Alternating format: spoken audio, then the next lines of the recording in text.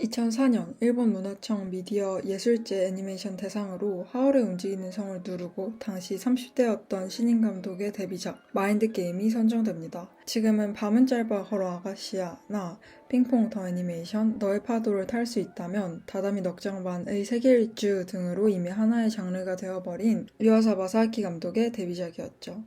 오늘은 그 천재의 시작을 알린 작품이자 오타쿠인 저의 마음을 오랜만에 벅차오르게 만들었던 영화 마인드 게임에 대한 이야기입니다.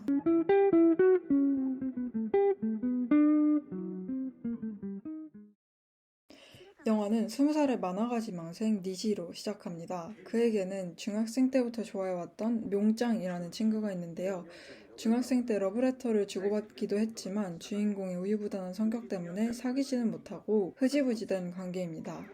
그리고 어른이 된 니시는 지하철에서 우연히 묘짱을 만나고 회포를 풀기 위해 묘짱의 언니인 얀이 하는 야키토리 집에 갑니다.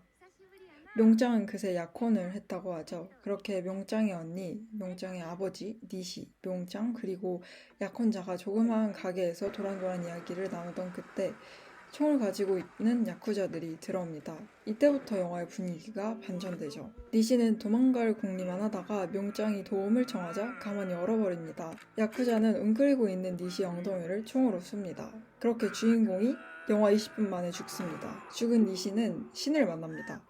시시각각 모습을 바꾸는 신은 자신은 데이트에 가야 한다며 바쁘다고 얘기하고서는 넌 죽었으니 알아서 저 문을 지나쳐 사라지라고 말합니다. 그 반대쪽에는 빨간색 문이 있었죠. 파란 문이 사라지는 것이라면 빨간 문은 다시 현실로 돌아가는 것이라고 생각한 주인공은 이렇게 죽을 수는 없다며 죽을 힘을 다해 빨간 문을 향해 뜁니다. 결국 다시 살아난 니시, 죽기 직전에 엉덩이에 총구가 들이밀어지던 그 장면으로 돌아갑니다. 숨을 크게 한번 쉬고 엉덩이 근육으로 총을 빼앗아 순식간에 야쿠자를 해치운 니시는 묘짱과 그녀의 언니와 함께 달아납니다. 주인공이 능동적으로 바뀌는 순간이고 이때부터 이야기도 예상치 못한 방향으로 대굴대굴 굴러갑니다. 야쿠자들은 그들을 뒤쫓지만 이전과 달라진 니시는 야쿠자 두목에게 대들고 영화에서 봤던 자동차 묘기를 부리면서까지 끝까지 달려나갑니다.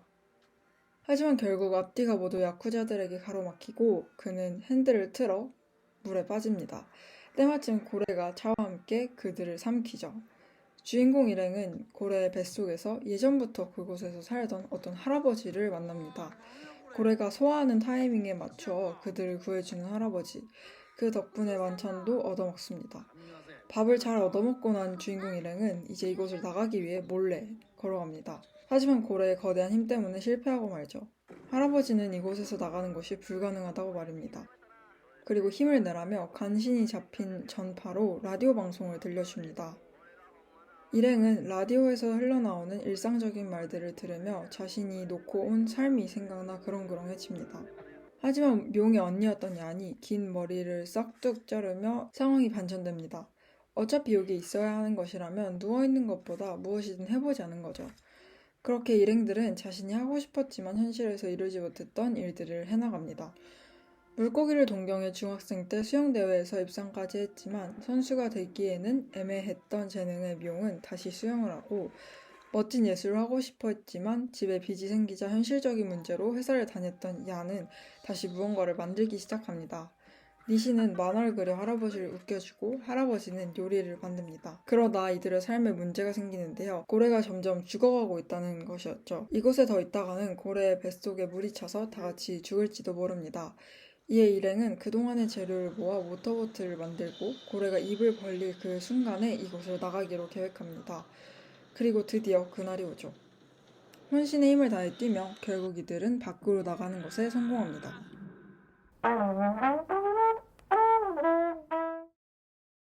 여기까지가 줄거리인데 대충 들었을 때 어떠신가요? 사실 여기서 얘기하는 주제의식은 그렇게 특별한 것이 아닙니다. 굳이 따지자면 수많은 창작물에서 굉장히 많이 반복되었던 인생은 수많은 선택의 연속이고 그 선택들이 우리를 어디로 이끌지는 아무도 모르지만 두려워하지 말고 계속 삶을 살아가야 한다라는 주제입니다. 물론 저는 개인적으로 이런 주제의식을 굉장히 좋아하긴 합니다. 그럼에도 이 영화의 반짝반짝한 부분은 이 줄거리가 아닙니다. 바로 감독이 감정과 감각을 표현하는 연출 방식이죠. 그래서 더더욱 이렇게 유튜브에서 리뷰로 느끼는 것과 실제로 이 영화를 보는 것, 특히 큰 스크린과 좋은 음향으로 이것을 보는 것은 정말 천차만별의 경험이라는 생각이 들었습니다. 이에 대해 감독은 인터뷰에서 이렇게 말하는데요. 스스로 실험적 예술적인 작품을 만든다고 의식한 적은 한 번도 없다. 다만 내가 사물을 감각하는 방식이 평범하지는 않은 것 같다. 예를 들어 나에게 그림이란 주관적인 감각의 표현이다. 우리가 일상에서 모든 배경을 자세히 바라보고 의식하지 않는 것처럼 내 작품 속 그림들은 인물이 세계를 감각하는 순간에 초점을 맞추고 있다. 또한 줄거리를 말하며 많이 생략하기는 했지만 영화는 주인공의 이야기뿐만 아니라 조연으로 등장하는 야쿠자들, 명과 얀의 어머니와 아버지, 그리고 야쿠자 두목의 이야기까지 합니다. 하고 싶은 얘기가 정말 많다는 생각이 들었지만 사실 이건 자기 이야기를 사랑하고 애정을 가진 창작자라면 누구나 갖게 되는 마음인 것도 같아요. 그런데 보통 모든 창작자들이 그런 모든 디테일들을 영화에서 다 보여주진 않습니다. 왜냐하면 모든 인물들의 이야기를 하나하나 포커스 맞추다 보면 내러티브가 지저분해지고 사람들은 그래서 여기서 말하는 게 뭐지? 라는 생각을 하게 되기 때문이죠. 그러나 감독은 타협하지 않고 최대한 영상 언어와 연출로 어떻게든 이 내용들을 모두 영화에 담아냈습니다. 그래서 이렇게 한 영화를 여러 번 보고 좋아하는 오타쿠 같은 저 같은 사람들은 되게 좋아하겠지만 그렇지 않고 줄거리를 중심으로 영화를 보는 사람들에게는 호불호가 꽤 갈릴 만한 선택이라고 생각이 들었습니다. 또 이에 대해 감독은 시내21과의 인터뷰에서 마인드게임 개봉 이후 사실 충격을 좀 받았다. 당연히 관객이 재미있게 봐줄 거라고 믿었는데 오히려 깊게 파고드는 일부 마니아층이 생기고 반응하는 걸 보고 이른바 말하는 대중성에 대해서 고민하기 시작했다라고 말했습니다. 예를 들어 영화 내에서 할아버지의 이야기만 해도 직접 말로 설명되는 부분은 굉장히 적지만 몽타주로 많은 서사를 보여주는데요. 추정컨대 성소수자인 할아버지는 우연히 들어간 성당에서 그려진 지옥 그림을 보고 여자들과 어울리기 시작합니다. 그중 한 사람과 가정을 꾸리고 아이를 키우죠. 아이는 어떤 히어로를 좋아하는데 그 히어로는 자신의 벨트의 시계를 돌려서 시간을 되돌릴 수 있는 히어로입니다. 젊은 시절 할아버지는 몰래 약물 거래를 하면서 생계를 유지했는데 어느 날 배에서 거래를 하기 위해서 물건을 챙기는 와중에 실수로 그 아이가 좋아했던 그 히어로의 굿즈를 대신 챙기게 됩니다. 그리고 거래를 하러 나간 그 배가 고래에게 잡아먹히며 영원히 가족들에게 돌아가지 못하게 되죠.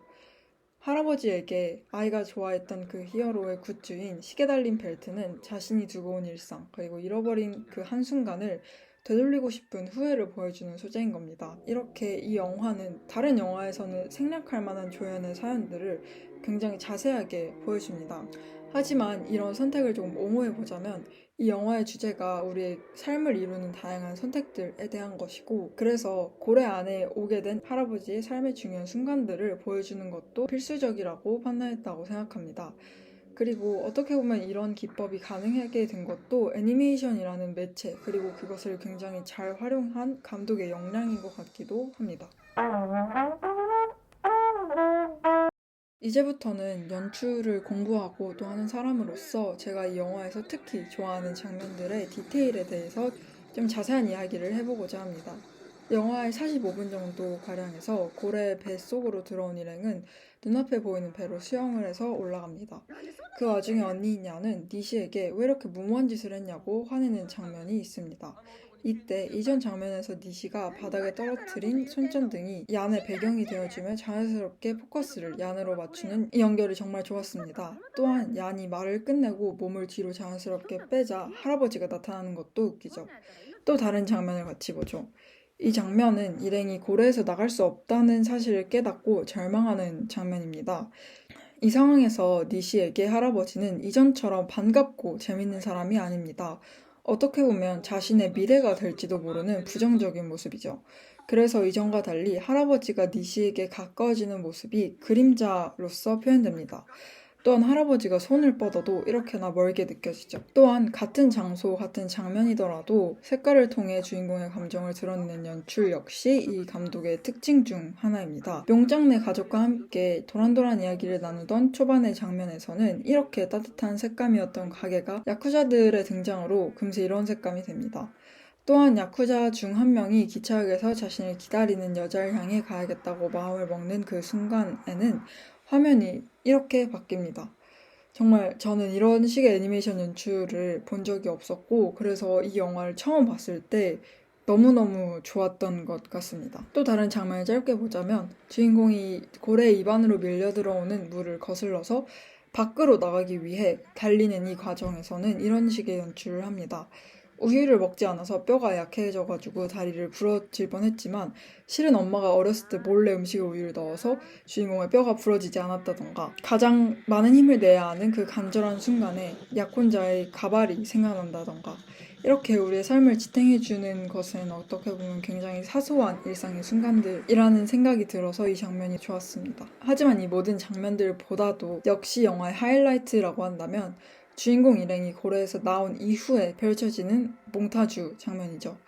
특별하지 않게 생각했던 우리 사회에는 평범하게 지지고 볶으며 지금을 살아가는 수많은 사람들이 있다는 것을 보여줍니다. 그리고 니시의 어릴 적 집터, 어린 시절 니시를 생각하며 니시의 방을 꾸미고 가구를 옮겼던 부모님, 어린 니시, 그리고 커져버린 니시와 얀의 꿈이었던 아트쇼, 레슬링 장면도 나옵니다. 명은 병원에서 일하고 명과 얀의 집에 야쿠자들이 찾아오는 장면 등등 수많은 삶의 모습이 펼쳐집니다. 사실 이렇게 제가 설명하는 것보다 영화로 직접 보시기를 정말 추천드립니다.